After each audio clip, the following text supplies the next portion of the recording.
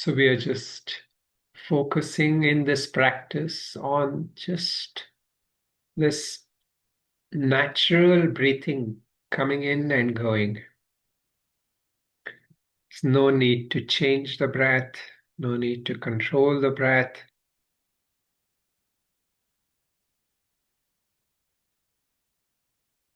Just as the breath comes in, you can chant so or hum.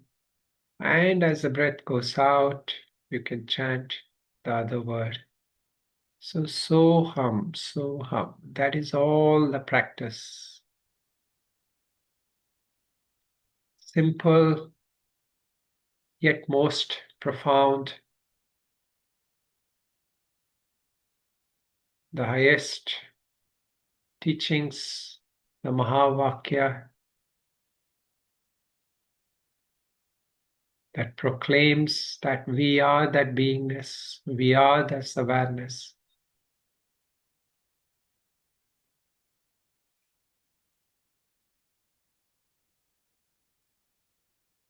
And as you watch the breath, become aware that in between the breaths, there is this opportunity to rest, to abide. So here we can invoke our understanding, our wisdom, our instructions from the teachings, and realize that this gap, this space is that opening to that consciousness, that ocean of beingness.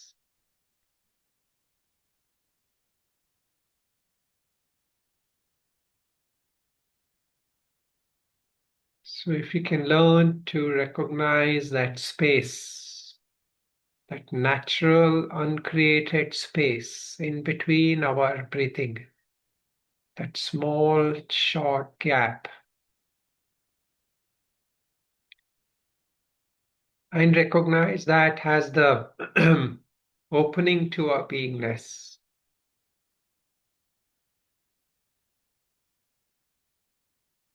So briefly, mentally, we can reconnect to that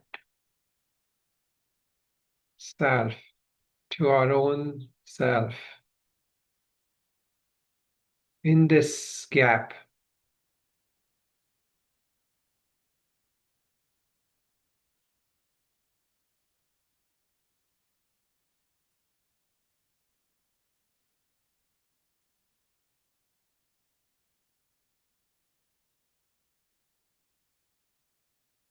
Try to become aware that you don't control the breathing. We are not trying to do any pranayama, nor do we need to rigorously focus on coordinating every breath with the chant. Just as a reminder, if we want, we can even stop that mental chanting and just whenever the mind gets distracted, we can resume again. Wherever we are able to naturally rest in that beingness, where the thoughts are naturally coming to stillness, abiding in our own presence, then we don't need to again do a lot of recitation or focus. We can just try to rest in that. But if we find that we're getting distracted, then we can restart that mental chanting and coordinating it with watching the breath.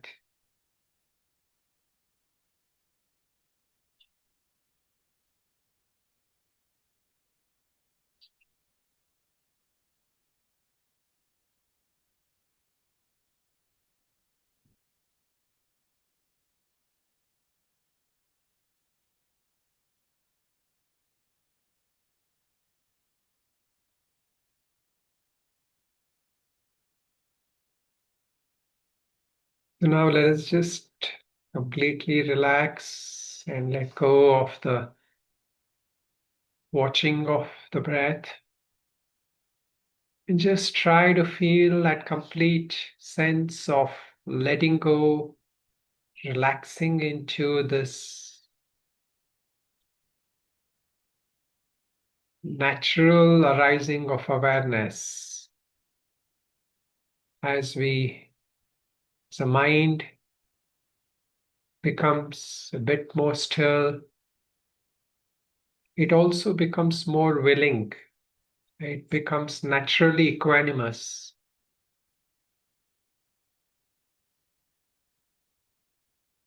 We can then just be a witness to whatever comes in the mind, whatever feelings arise, whatever thoughts arise, without clinging to anything, nor trying to force away anything.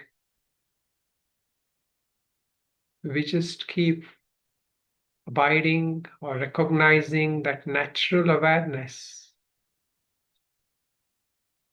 that from where we see, we hear, we smell, we think, that source of all that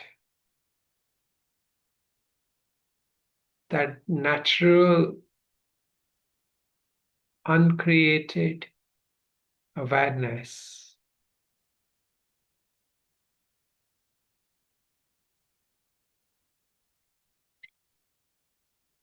that is the true resting place. When we go out into thoughts, perceptions, then we get sucked in. But when we abide in that, then we can allow thoughts, perceptions, feelings to come and go. Agama no nityam. The Lord says, these are all things that comes and goes. And you be just an observer to all of them.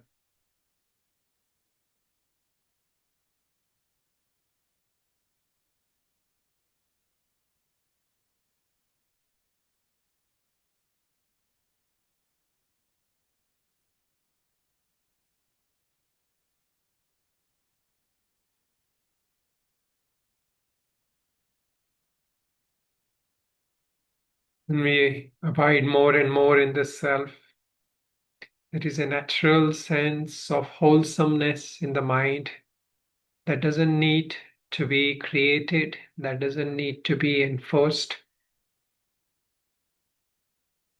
but we can invoke mentally that wholesomeness of the mind by taking on some sense of gratitude, some sense of devotion of the heart, and mentally express that to all those opportunities, those factors that create these opportunities for us, to our own self, for our willingness, our initiative, and for the tradition of teachers and teachings, can mentally offer our gratitude.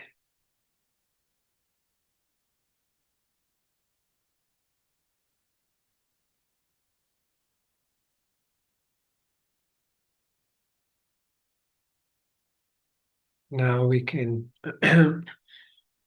try to interiorize our mind, and from our heart, we can chant the closing prayer. You can join me mentally as I chant that. Om Purnamada Purnamidam Purnat Purnamudachyate Purnasya Purnamadaya Purnamevavashishyate. Om Shanti Shanti Shanti.